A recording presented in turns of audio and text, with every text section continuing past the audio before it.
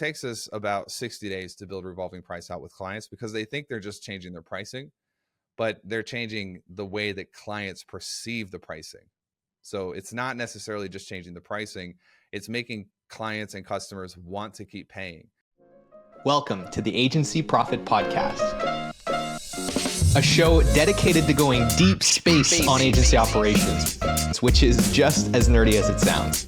I'm your host, Marcel Petitpas. I'm the CEO of Parakeeto, a firm that helps digital and creative agencies measure and improve their profitability. Join me as I interview some of the smartest thought leaders and agency owners in our space and go deep into operations, metrics, and all the other things you need to get right so you can spend less time worrying about operations and more time executing on your vision. Hello, everyone, and welcome back to the Agency Profit Podcast. I am excited today to be joined by somebody that I met, I think it was in Nashville last year. We shared the stage at a Dan Martell event. We've also had your previous business partner, Chris Evans, on the show back in 2023, and now you're here. It's Taylor Welch. You've probably seen him in your Facebook or Instagram feed at some point in your life via an ad. He has trained thousands and thousands of people on sales. He's been educating people on sales and marketing and building funnels for years. And today he's building a portfolio of companies and helping them grow. So with all of that, here to talk about how to really align incentives in your sales process, we have Taylor Welch. Taylor, thank you for joining us today, man. Man, thank you for having me. And anytime you want to come back to Nashville, let me know. We'll roll out the red carpet. Maybe we'll let Dan come. Maybe not. We'll just have to play it by ear. You know how he is. We'll let him come if he brings the jet and lets us get on the jet. Exactly. Yeah. And he pays for fuel. Yeah, 100%. Well, look, it's really exciting to have you here. You've got a lot of new stuff going on. But for those that are not familiar with you, let's just start with kind of who you are and what you do, who you serve, and how you got here. Yeah, beautiful. I'm a dad. I'm a husband. I have two beautiful kids. One is 5. One is a 1-year-old. And I literally tripped into business. I did not start as do you hear these stories about people who like start a lemonade stand and then they scale it when they're 12? I felt deep insecurity, man. Deep insecurity. Because when I was 12, I don't know what I was doing. I did not even know that entrepreneurship was really a thing. I was a musician. I toured. I was on staff at churches. And in 2014, I just got this idea that if I could take a little bit of what I had learned from the church world and build a business on the side around it, maybe I could make a little bit more money. And that happened. And I scaled everything I touched for almost 10 years. After that, it was crazy. It was a whirlwind. Everybody says everybody wants to scale, but nobody talks about how scale can put you you can scale yourself into bankruptcy if you're not careful, because a lot of complications come when you get something big. And we did the whole thing. Chris Evans was my business partner. We're still good buddies today, but 700,000 sales calls, 700 employees. We had 2 offices and hundreds of thousands of students and customers, thousands of clients. And one day my daughter, who was 3 at the time, she basically told her mom that she didn't want to talk to me anymore because I was never around. So it was a wake-up call for me.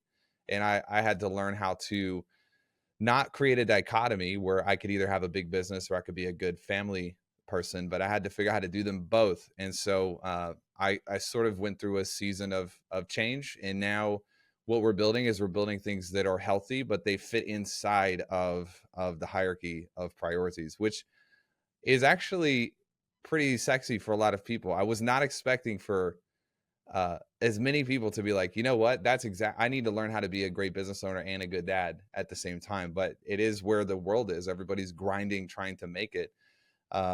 And nobody knows how to do them both. So anyways, that's long story short about me. It's crazy that you've been doing sales, marketing. You were, I think, some of the first people to really figure out self-liquidating offers back when you were like first kicking off traffic and funnels. And you had this problem that most people listening would kill to have, which is you couldn't like turn it off. You couldn't stop getting clients, and things got fast, like really big, really fast. And it's been cool watching you and Chris go out and kind of share the other side of that, right? The things that were difficult about having what on the surface looked like just endless amounts of success. And I'm excited about this next chapter for you now of taking everything that you've learned and building new businesses and helping other people scale, but with that new applied lens of, there's a limit there, there's a box and a range within which this is healthy and is actually serving the purpose that, we all set out to do this with. And there's a range in which it becomes counterproductive. Yeah, it's more of a timing thing. Um, like I still love big things. Like I love them. There's advantages to having something large, but I define market cap differently than most people. So the way I define market cap, which is like your limitation as a business owner, whether you run an agency or a software or a consultancy, the moment in time where your growth becomes a subtraction or a liability against your reputation, you have bumped up against your market cap. And so what do? Well, I think a lot of people, they're just like, well, I can't grow beyond 5 million. I can't grow beyond 10 million. That's not the answer. The answer is you've got to go reorganize operationally, logistically, change the way you build. Every business I've ever run, usually at like the 4 to 5x mark, like if you're doing a million and you get to 4 or 5 million, there's some catastrophe that you have to re-engineer, because you can't just scale something from a million to 100 million. You have to go from a million to 5, and then you can go from 5 to 20, and then you go from 20 to 50. And there are these break points, and some of your break points are client service, customer retention, customer success. Some of them are sales, some of them are marketing. You hit that churn line where you're spending money to replace the customers that churned from last month. That's just a market cap issue. So you have to re-engineer and redefine it, make the business more efficient, and then that market cap goes away and you can keep growing. But what a lot of people do is I'll just spend my way past it. And when you do that, you're then paying current bills with tomorrow's reputation, and then you're stuck. And for the audience that we're speaking to, which is people who sell services, that's like a dangerous trap that a lot of people don't realize that you can fall into, where selling more when you have an indigestion problem or your gross margins aren't sound can actually make the problem worse. And it's especially dangerous when you're doing cash-based accounting, right? Because you have this illusion of cash, but a lot of that is actually debt that should be on your balance sheet as a liability because it's advance payment for things that you haven't spent the money to earn yet. And Yep. I've seen it over and over again. I know you have too. And that's why getting these fundamentals clarified and aligned at the start and checking them when you hit these new levels of scale is so important. Yeah, that's why they invented accrual accounting, like basics, but they don't teach you this in coaching programs. You got to go to university a lot of times. You've got to get into a good program of someone who knows it. But yeah, when like even my businesses today, a lot of the small ones run on cash. And I'm just like, to take that thing to accrual, because that money in your bank account is not yours. It's not yours until you earn it. And it's just a philosophy thing. But you don't want to be stuck in that place where you're constantly chasing, trying to catch up. Now, I want to segue into the focus for today's episode, which is an exception to our typical subject matter. Those that listen to the show know that we try to avoid talking about marketing and sales because there's lots of other people, lots of other podcasts talking about that. But what you and I have on the docket for today is really about the relationship between sales, operations, and delivery, and how pricing plays into that. And a philosophy that you have that I think is powerful in terms of thinking about the incentive structures and then how that plays into the way that those processes work together to deliver on a client experience. So, based on, the hundreds of thousands of sales calls and on all of the volume, let's start with that high level philosophy. How do you look at the role that sales plays in an organization like this and how we should be thinking about that at a high level? Yeah, great. The philosophically at the highest level, we train our sales teams, and I have a company that runs sales teams for organizations. So we're probably training, managing 200 to 250 reps, not students, but like real reps in the field making sales. So a lot of this gets tuned even over time. But we tell our sales reps, we're like, look, you're the steward of the relationship of the brands. Like you you're going to talk to people who know us from marketing, but they don't have a relationship with us. And I see sales people or sales reps as really a steward of the relationship. If you want to take that deeper so that it's practical and applicable, a lot of people are teaching sales tactically. So scripts and what to say. There's actually a really successful book called Exactly What Exactly to what to Say. say. Yeah. And You know it's a what's good funny? book. We But literally just it's worked with their agency, Orange and Gray. really Phil M. Jones. nice. Yeah, we finished up last week. Yeah. The only problem with it is like, and so the title is funny, but if you read the contents of the book, he's got a lot of philosophy in there, because you can't teach someone exactly what to say, because what you say is nuanced based on the conversation you're having. And so we have like a strict rule of thumb. It's like there are three rules of sales for us, and this goes back into the sales material that we've published. The first job of a salesperson, and by the way, a founder is a salesperson. A client success manager is a salesperson. A finance manager at times is a salesperson. Everyone is responsible for the stewardship of the reputation of the brand. And so the first rule is your job is to help the person make the best decision for them. Period. End of story. Not the best decision for you, the best decision for them. And the second rule is that the prospects will usually fight to stay inside of their comfort zone. And what's best for them is outside of their comfort zone. And so you've got this dichotomy that creates with our reps. Number one, your job is not to sell something, it's to help the other person make the best decision for them. Number two, what's best for them is outside of their comfort zone. Number three, they're going to fight to stay inside of their comfort zone, which means the product, whether it's on your website, whether it's in your emails, every marketing pass that comes through a person has to be aligned with the best interests of the person, the human being on the other end. So if you're writing a sales page, if you are making a VSL, if you're creating some ads, and you write something that's very persuasive, but it is not aligned with the best interest of the market, it doesn't matter how many tricks and gimmicks and tactics you use, it's not going to sustainably bring revenue into your business. And we could literally spend a week talking just about how this model, it's like a Rubik's Cube, it rotates through an organization. When people get it, they start changing how they write their about pages. They start changing how they send emails. They start changing the copy and the products. Even the products will change, because you'll realize that you made a really sexy product, or you made a really cool offer, but it's not actually aligned with what the market's already looking for. It's not in their best interests. And so that's kind of the nuts and bolts at a high level. And we can go as deep as you want to get to on how pricing fits into that, how retention fits into that, wherever you want to go.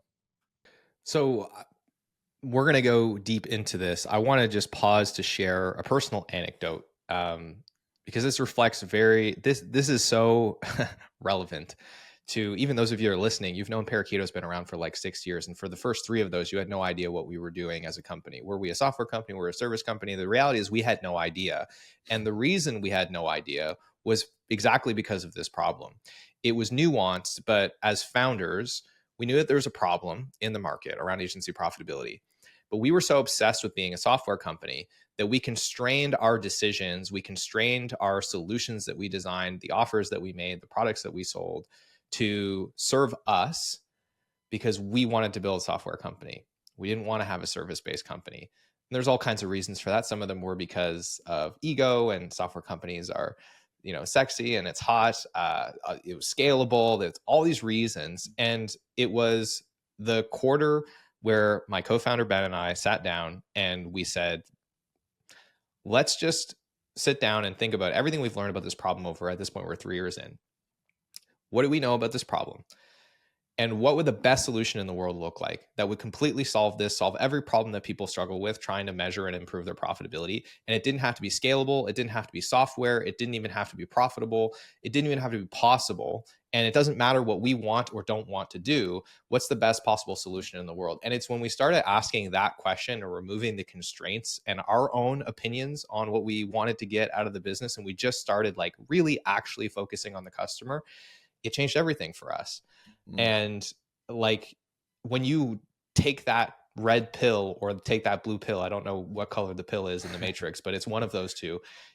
There's no turning back from that point. And so I just want to like share my own experience with this because it is transformative. And now the question is, yeah, where do we go from here? So we have this customer backwards philosophy on what's in their best interest.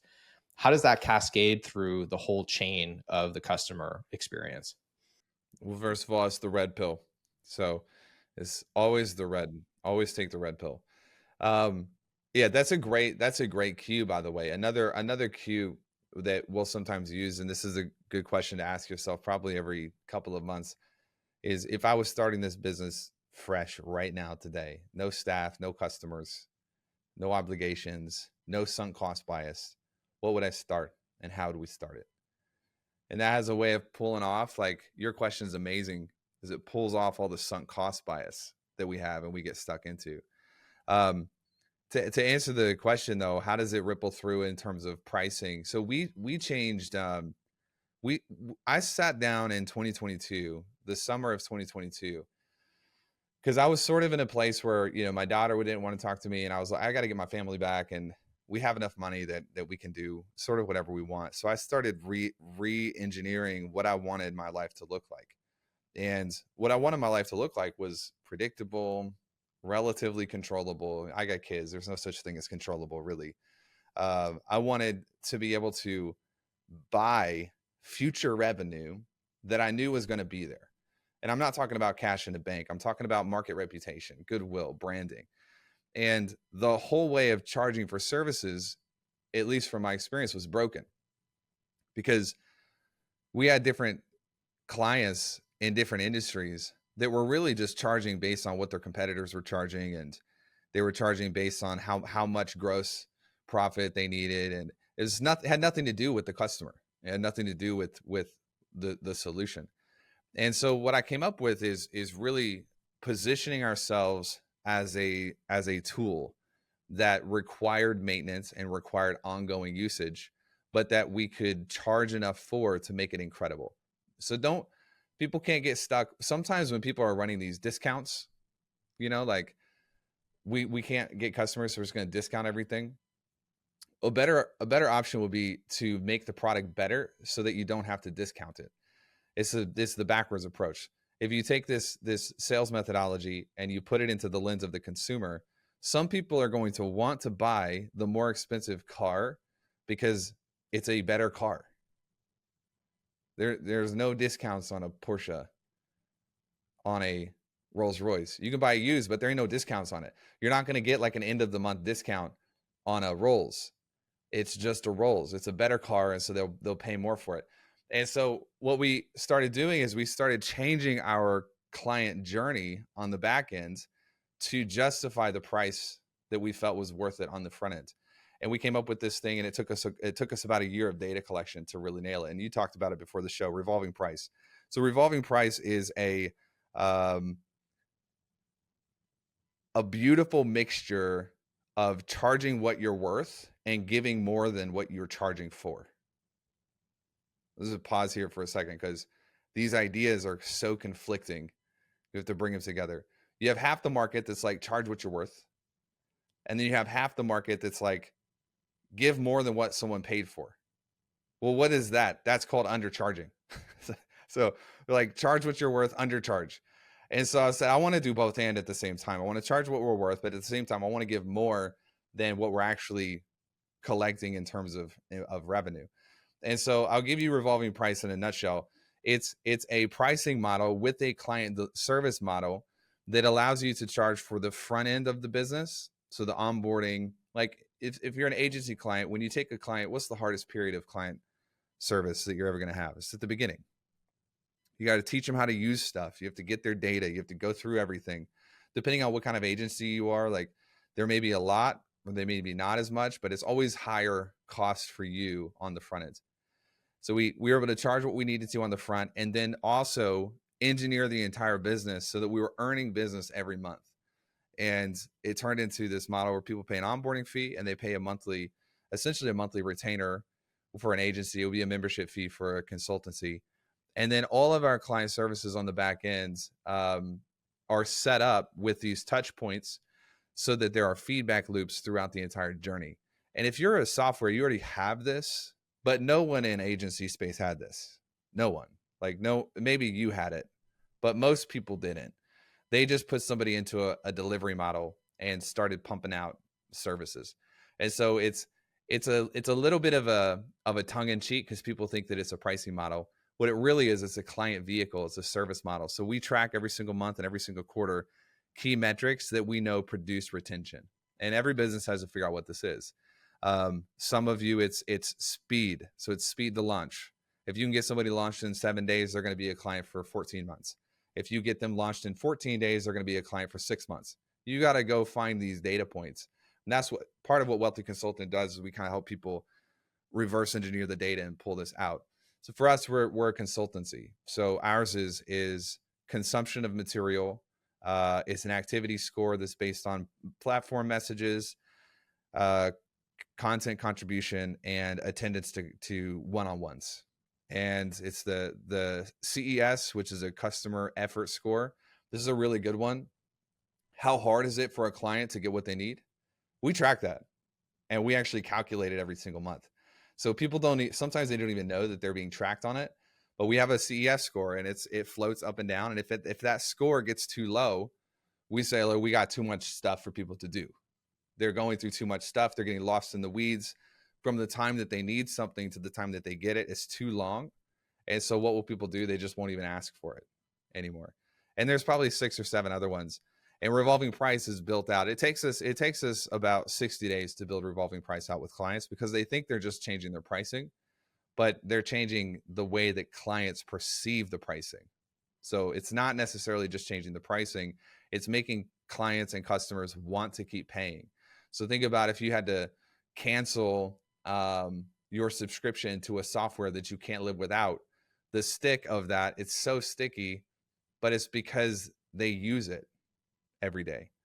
You can build the same thing into an agency, but you have to know what that is for your market. We can go deeper if you want, but that's the high level. Do you want some free resources to help you measure and improve your profitability? If you do, then I want to tell you about our agency profitability toolkit, which you can grab absolutely free in the show notes or by heading to parakeeto.com/toolkit. It's packed with training videos, cheat sheets, templates, and all kinds of other great resources to help you start measuring and improving the essential metrics that are going to drive better profitability in your business. And it's helped thousands of other agencies around the world do the same. So I want to encourage you to go and grab a copy of that. And if you'd rather get in the fast lane and just have our team of experts guide you through the process of measuring and improving your profitability, then I want to encourage you to apply for a consultation at parakeeto.com. And with that, I want to thank you again for tuning in. I hope you enjoy the episode, and I'll let you get back to it. So this is interesting. It's bringing together a couple of concepts that people might already be familiar with. So we'll just kind of like speak to those, and then I think keep drilling in here. So there's one element here which really comes a lot from software. It's this concept of activation. And you're right.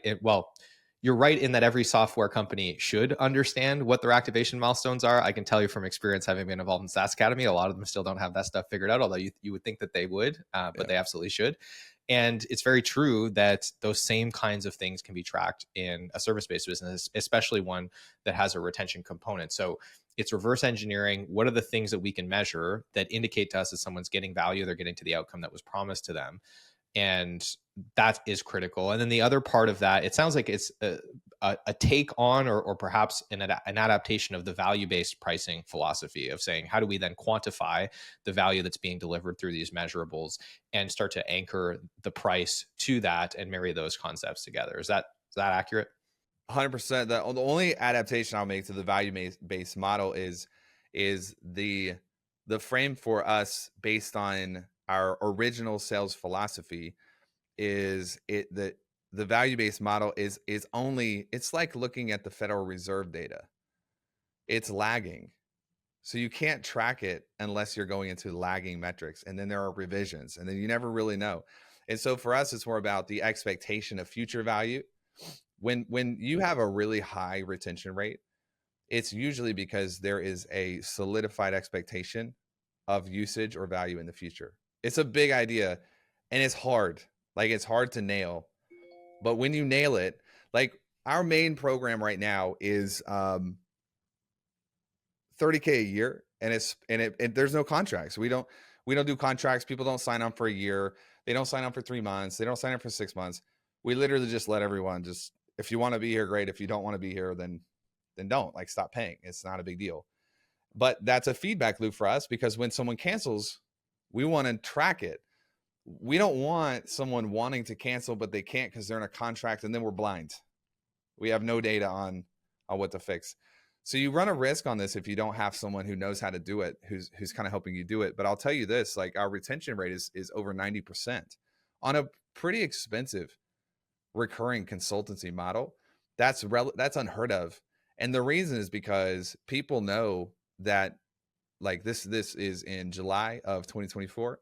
People have an expectation for October and November and December because they know how to use the tool. And we're constantly using what's coming up and what we're doing as a way to lock people in for right now. That's such a big idea, because I think, in my experience, so many of us in the service space, we try to do a good job of that upfront, early in the client relationship. We set those expectations. What does the client want? We set ourselves up to deliver on that. But it's the law of kind of human nature, is expectations that were once, exciting to somebody become the new normal. And Yep. without that process of, being able to systematically go back and reset that bar and stretch that gap and create the tension, I think we've seen that happen in all of our businesses. A client crops up, we've been delivering exactly what they expected, hitting all of their metrics, and all of a sudden they're like, hey, this isn't good enough anymore, and it's time for me to leave. And you're like, what the heck? How did that happen? So how do you really, like, what are some of the tactical aspects of how you are creating that future pacing in the client relationship? Ongoing, like on an ongoing basis. I mean, it obviously starts in the first 30 days. We know what the activity scores need to be in the first 30 days. If their activity scores are high, then they're aware of what's coming. If their activity scores are low, then they're not aware of what's coming. So that's our main lever in the first 30 days. After that, we do a ton of stuff. Like, I have one of our business partners in the business. He is over all of this stuff for the back end of the company. And so he tracks basic things like NPS, that probably everyone knows how to track Net Promoter Score, all the way down to the really nitty gritty complicated things like QBRs, a quarterly business review, post QBR surveys that are blind. And so we don't get to see necessarily someone picking at the process. But if enough people are saying the same thing, it doesn't matter who it came from. It just matters that there's an impression in the community that this could be better or that could be better. We have an event schedule, like our events cadence is really sharp. And with agencies, you can do this in different ways. Because you might have an agency and you're like, why would I get all my service clients together? We may not want to, but there are different things that you can do in terms of gamification, milestones. We have monthly challenges that everyone competes on. And these are like, bro, we have a client who is doing 60 million a year in the coaching space. And bro, they don't necessarily want to get on a group call, but they want to beat your ass in a competition. They're still interested in being dominant. And it depends on the company, but for us, what we found is that engagement is the holy grail metric. And that if we can keep people engaged, we have to have the data to keep them engaged. Where are our events? Are they in a place that is able to be accessed? What happens after the event? What happens before the event? So we go really deep and meticulous.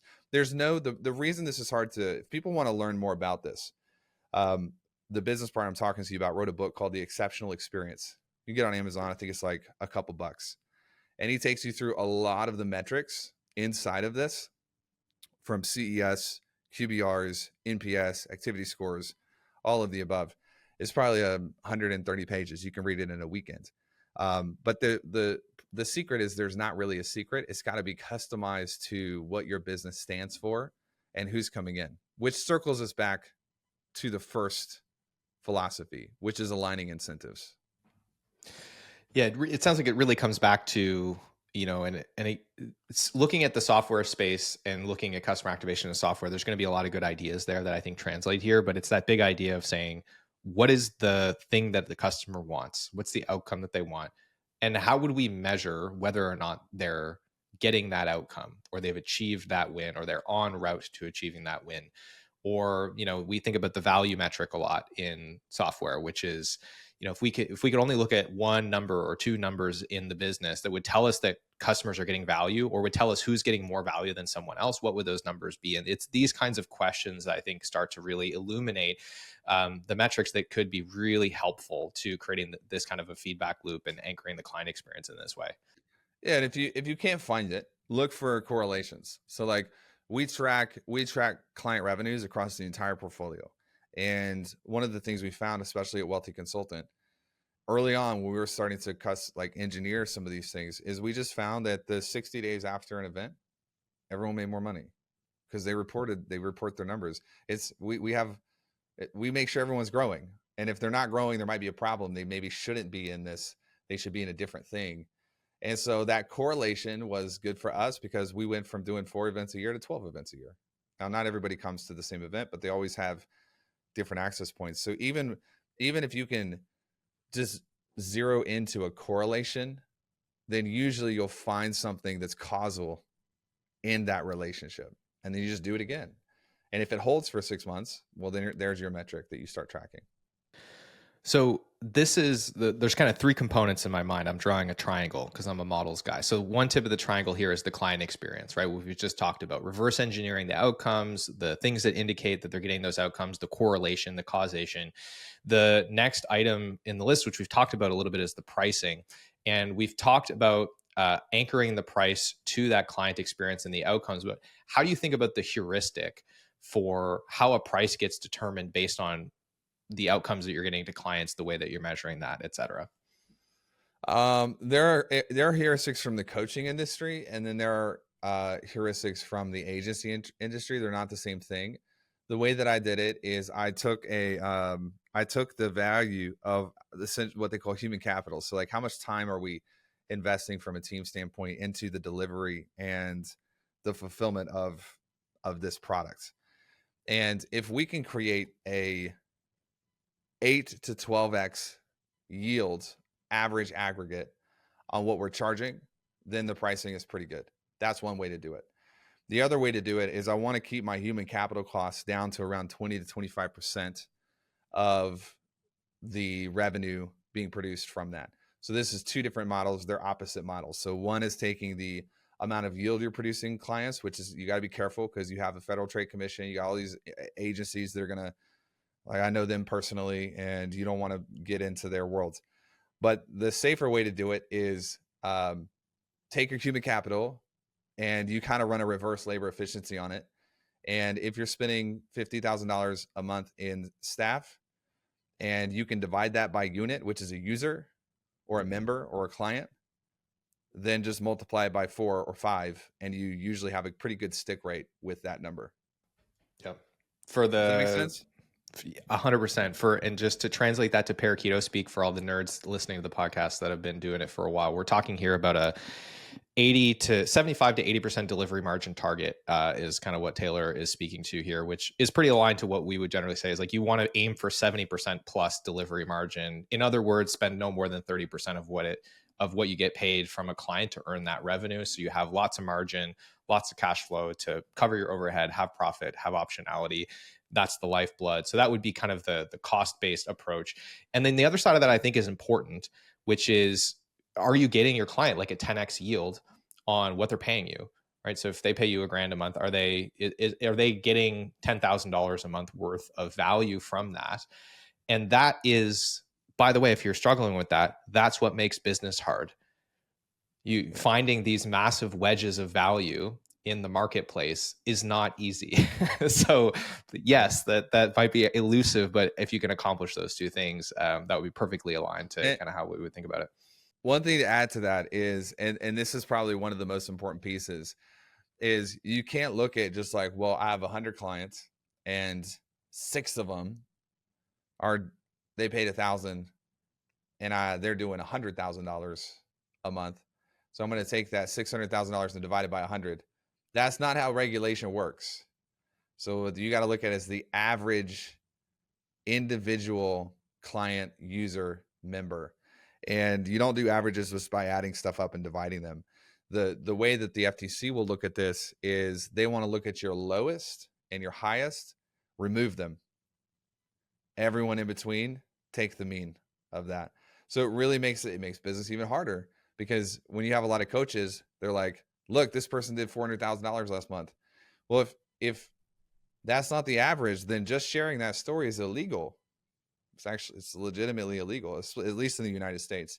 This makes it so hard, which is why you have to have the front end approach of aligning incentives. Because if you're just relying on like superstar case studies, you're going to get fined and sued and all of that good stuff. And that will end up watering and netting out the profits that you built from your company. So that's a different discussion, but it plays. Yeah, and in full transparency, like your last business, Traffic and Funnels, there was an FTC investigation around these things. That's all settled now, but like that's where your personal experience is coming from, around the Yes. details and the nuances of the relationship between the kinds of things that you share from a marketing perspective and the numbers that are being tracked inside of the business. Yeah. And so that kind of cascades nicely into the third piece of the triangle. So we've talked a little bit about the client experience, the outcomes, reverse engineering that. We've talked a little bit about pricing heuristics. The last piece of that is, how does it cascade into the sales conversation? So I know we're kind of getting to time here, but what are the big ideas in terms of how that now should influence the sales conversation on the front end? Beautiful. So it's a full loop. It comes full circle with our sales people, and even with our marketing language and copy. When you have this thing, you have something called moral authority. And moral authority, if people want to learn more about like all of our sales models, I just launched a book. It's called Winning at Sales. It's just about influence and some of the stuff that I've taught over the last 10 years. But moral authority is this is like probably 11 or 12 pages of the book. I'll just teach it now. Moral authority is the aligning of future incentives of the customer and the business. And you may think that you're aligned, but the barometer on whether you're aligned is the customer or the client or the prospect. It's not on you. And when we have salespeople in the field having conversations, one of the most important things that they need to hold is moral authority, which means that they are not selling to get a commission or to grow the business. They are selling to help the individual, the person on the other end. So I literally, I listened to one of our, we periodically listen and review calls that our team's doing, just to make sure that everything is the way that we want it. And I was listening to this conversation with someone who's on our team, and I think he summed it up beautifully. And I'll just share the recap from it. The person on the other end was, kind of like pushing back a little bit. And he was like, I feel like you're kind of wanting a decision based on your commission, which is classic, with the salesperson, commission breath and all this nasty stuff. Influence is, if you do it wrong, it's just gross. And that's what most of the market is. They're trying to learn tactics and it's manipulative things. And so what this rep said, he said, I don't get paid for enrolling you. I get paid for keeping you. So if it doesn't pay off what I am telling you, then I don't get paid for it. And it completely changed the frame of the conversation. And this is true for every agency and every software and every business. Software is even worse, man. Like, this, like you go upside down to acquire the customer. If you don't keep them, you don't have any money. And so keeping this in mind, even on the way that you pitch your service and pitch your products, it's not enough for you to believe this. You have to make sure that the customer believes this, which means you have to say it. You have to open up your mouth and say it. So like we'll have reps that are sometimes like, they lay over dead. They don't challenge. They don't prod. They don't explain. And I'll ask them, I'm like, why did you not tell them that you get paid on retention? And they're like, because I know I get paid on retention, but the consumer doesn't know you get paid on retention. They don't know that you're looking out for them. They don't know that this is the model that was created for the customer. So the way that it ties in to cover your third piece of the triangle is, when you have all of this synced up together, you have absolute certainty that whatever you cause someone to do is going to be good for them. And if it turns out that you're wrong and it's not good for them, then they're gonna get their money back and they get taken care of, and you don't get paid for it. But it forces our reps and it forces our marketing not to just prioritize volume, but quality volume. Because if we can get the attention of the right people, they're going to stick around for a long time. A lot of people are racing to the bottom, just trying to get cheap leads, cheap customers, cheap clients. And that's the last thing on our minds. And I mean, the big idea that I'm taking away from that, just reading between the lines a little bit, and I think it's reflective of everything that you've talked about, is, structuring the business in such a way where there's an economic model that's sound and that makes sense, of course, but the incentives of the business, all the way through to how the salesperson is compensated, forces alignment to what's in the best interest of the company. And what I love, like one example of how you're doing this in practical terms is the no contract, where it's like you are held accountable with a very with a very low level of latency, essentially. You're held accountable to whether or not you're upholding that level of delivery to the client by removing a piece of engineering that would otherwise insulate you from the reality of this client's not getting the value that was promised to them. You feel that immediately. And so you've actually structured those kinds of financial models in the business such that there is no choice. You have to operate in alignment with what is in the best interest of the client. And that's reflected all the way down to the way that you're compensating your sales team, for example. Yep. 100%. Low latency. I like that. Low latency. Tight feedback loops. That's what it's all about. Well, Taylor, I know you're a very busy person, and it was tough enough to carve out the time to get you on the podcast. So before you run, I want to make sure everybody knows where to go find more of the content that you're producing. We're going to have the book in the show notes, but anything else that they should be checking out if they like what they heard and they want to learn more about you. Awesome. Thank you. I'm active pretty much on all platforms. Facebook, you can look me up, Taylor Welch. I'm on X, Taylor Welch. YouTube is a lot of, if you have an audience that's like into the spirituality topics, so I'm talking a lot about God and kinesiology and really modern day. I think the old school success philosophy is being re-engineered. And I'll just leave it at that. So you'll go down the rabbit hole on YouTube. It's just youtube.com/Taylor A. Welch if you want to go there.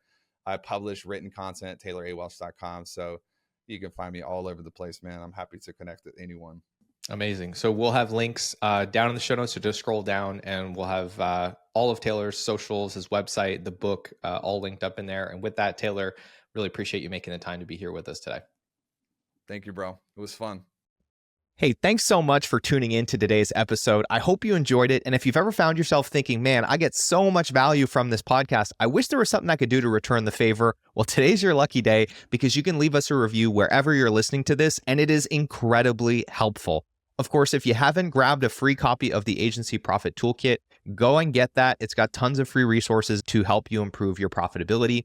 If you're looking to get in the fast lane and get help from experts to improve your profitability and measure your most important metrics, then apply for a consultation at Parakeeto.com. We'd love to chat with you and figure out how we can help. With all of that, thank you so much for being a listener, and we will see you on the next episode.